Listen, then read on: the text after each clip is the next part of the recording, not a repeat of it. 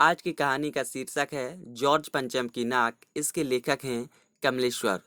यह बात उस समय की है जब इंग्लैंड की रानी एलिजाबेथ द्वितीय अपने पति के साथ हिंदुस्तान पधारने वाली थीं। अखबारों में उनके चर्चे हो रहे थे।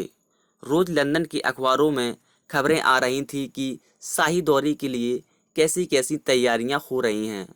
रानी एलिजाबेथ का दर्जी परेशान था कि हिंदुस्तान, पाकिस्तान और नेपाल के दौरे पर रानी क्या पहनेंगी। उनका सेक्रेटरी और जासूस भी उनके पहले ही इस महाद्वीप का तूफान दौरा करने वाला था। आखिर कोई मजाक तो था नहीं।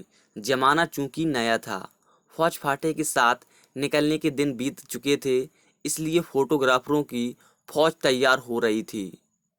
इंग्लैंड के अखबारों की कतरनें हिंदुस्तान अखबारों में दूसरे दिन चिपकी नजर आती थी कि रानी ने एक ऐसा हल्के नीले रंग का सूट बनवाया है जिसका रेशमी कपड़ा हिंदुस्तान से मंगवाया गया, कि करीब 400 पाउंड खर्चा उस सूट पर आया है। रानी एलिजाबेथ की जन्मपत्री भी छपी, प्रिंस फिलिप के कारनामे छपे, और तो और उनके नौकरों, बावर्चियों, खानसामों, अंगरक्षकों की पूरी जीवनियाँ देखने में आईं।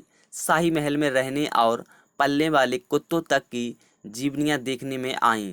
शाही महल में रहने और पलने वाले कुत्तों तक की तस्वीरें अखबारों में छप गईं। बड़ी धूम थी, बड़ा शोर शराबा था। शंख इंग्लैंड में बज रहा था, गूंज हिंदुस्तान में आ रही थी। इन अखबारों से हिंदुस्तान में सनसनी फैल रही थी। राजधानी में तहलका मचा हुआ था। जो रानी 5,000 रुपये का रेशमी सूट पहनकर पालम के हवाई अड्डे पर उतरेगी, उसके लिए कुछ तो होना ही चाहिए। कुछ क्या, बहुत कुछ होना चाहिए। जिसके बावर्ची पहले महायुद्ध में जान हथेली पर लेकर लड़ चुके हैं, उनकी शान सौगात से क्या कहने। और वहीं रानी दिल्ली आ रही हैं।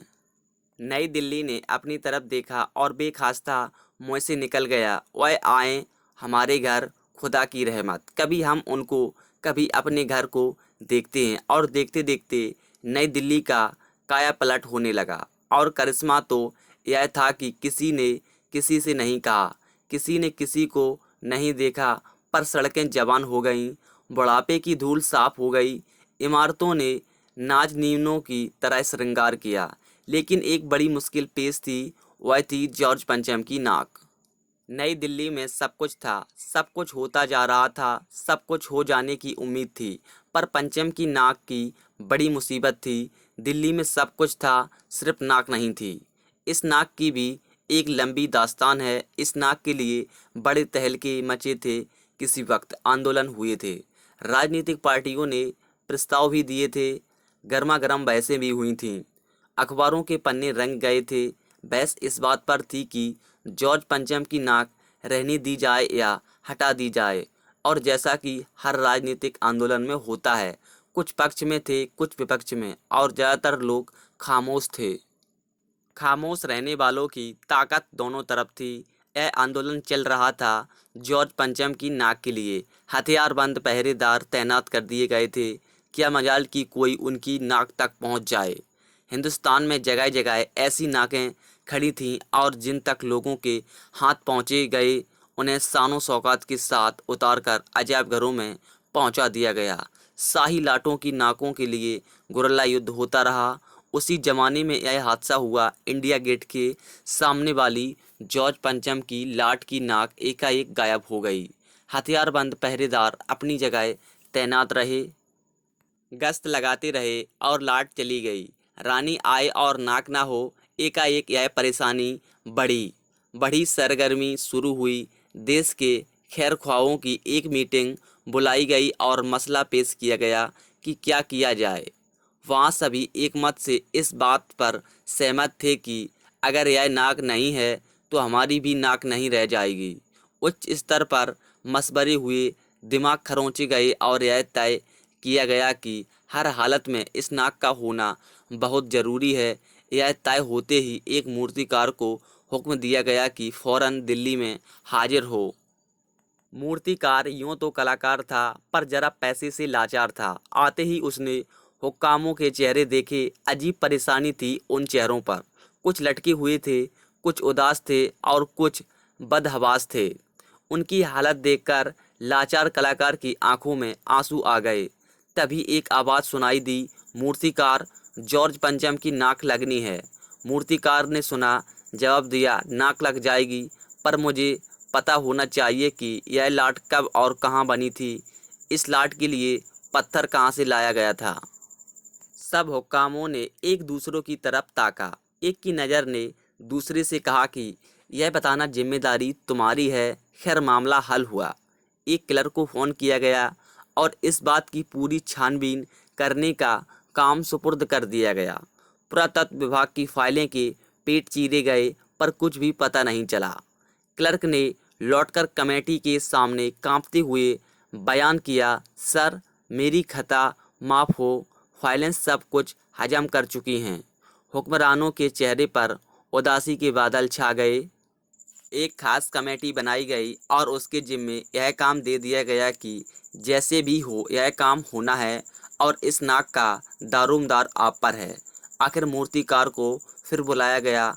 उसने मसला हल कर दिया और बोला, पत्थर की किस्म का ठीक पता नहीं चलता तो परेशान मत होइए, मैं हिंदुस्तान के हर पहाड़ पर जाऊंगा और ऐसा ही पत्थर खोज कर लाऊंगा। कमेटी के सदस्यों की जान में जान आई। सभापति ने चलते चलते गर्व से कहा, ऐसी क्या चीज़ है जो अपने हिंदुस्तान में मिलती नहीं। हर चीज़ इस देश के गर्भ में छिपी है। ज़रूरत खोज लाने की है।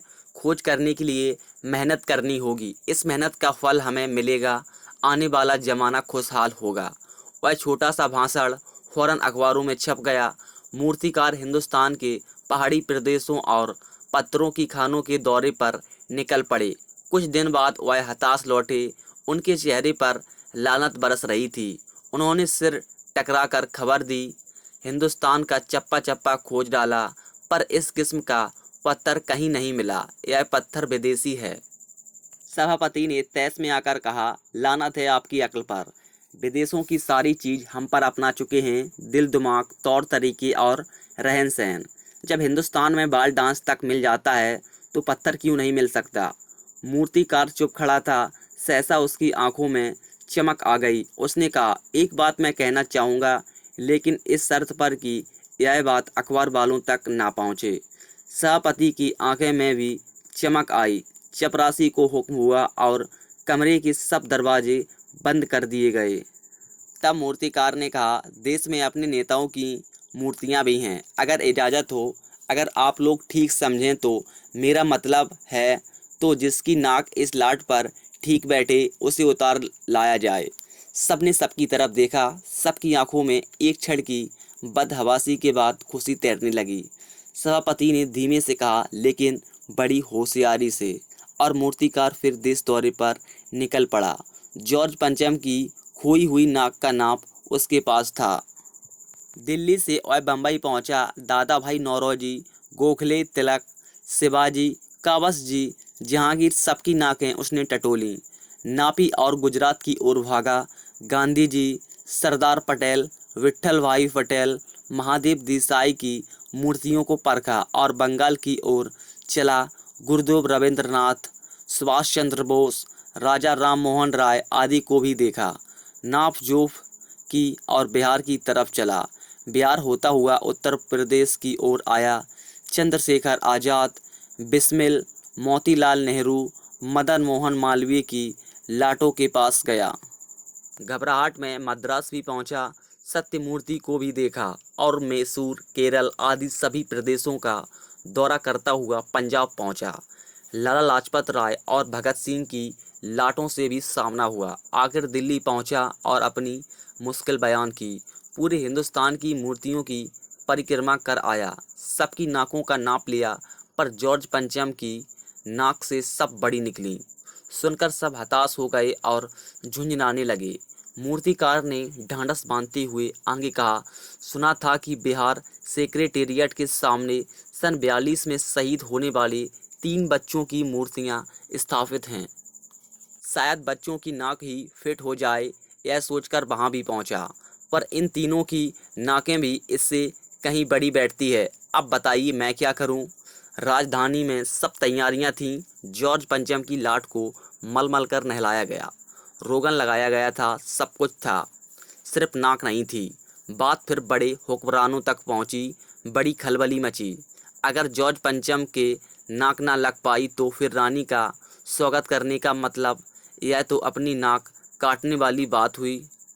लेकिन मूर्तिकार पैसों से लाचार था, यानी हार मानने वाला कलाकार नहीं था। एक हैरत अंगेज ख्याल उसके दिमाग में कौंधा और उसने पहली शर्त दोहराई। जिस कमरे में कमेटी बैठी हुई थी उसके दरवाजे फिर बंद हुए और मूर्तिकार ने अपनी नई योजना पेश की। चूंकि नाक लगाना एकदम ज़रूरी है, इसलिए मेरी राय है कि 40 करोड़ में से कोई एक जिंदा नाक काटकर लगा दी जाए। बात के साथ ही सन्नाटा छा गया। कुछ मिनटों की खामोशी के बाद सभापति ने सबकी ओर देखा। सबको परेशान देखकर मूर्तिकार कुछ अचकचाया और धीरे से बोला, आप लोग क्यों घबराते हैं? यह काम मेरे ऊपर छोड़ दीजिए। नाक चुनना मेरा काम है, आपकी सिर्फ इजाज़त चाहिए। कानाफूसी हुई और मूर्तिकार को इजाज़त दे दी गई। अखबारों में सिर्फ इतना छपा कि नाक का मसला हल हो गया है और राजपथ पर इंडिया गेट के पास वाली जॉर्ज पंचम की लाट के नाक लग रही है। नाक लगने से पहले फिर हथियारबंद पहरेदारों की तैनाती हुई। मूर्ति के आसपास का तालाब सुखाकर साफ किया गया, उसकी गाद निकाली गई और ताज़ा पानी डाला गया ताकि जो जिंदा नाक लगाई जाने वाली थी वह सूखने न पाए। इस बात की खबर औरों को नहीं थी। यह सब तैयारियां भीतर भीतर चल रही थीं। रानी के आने का दिन नज़दीक आता जा रहा था। मूर्तिकार खुद अपने बताए हल से परेशान था। जिंदा नाक लाने के लिए उसमें कमेटी वालों से कुछ और मदद मांगी। वह उसे दे दी गई, लेकिन इस हिदायत के साथ कि एक ख़ास दिन हर हालत में नाक लग जाएगी। और वह दिन आया। जॉर्ज पंचम के नाक लग गई।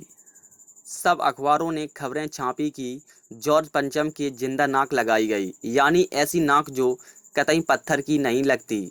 लेकिन उस दिन की अखबारों में एक बात गौर करने की थी। उस दिन देश में कहीं भी किसी उद्घाटन की खबर नहीं थी।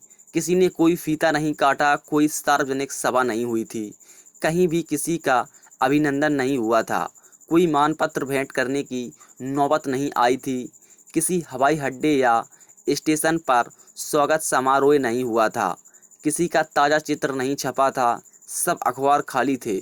पता नहीं ऐसा क्यों हुआ था। नाक तो सिर्फ एक चाहिए थी और वह भी बुध के लिए।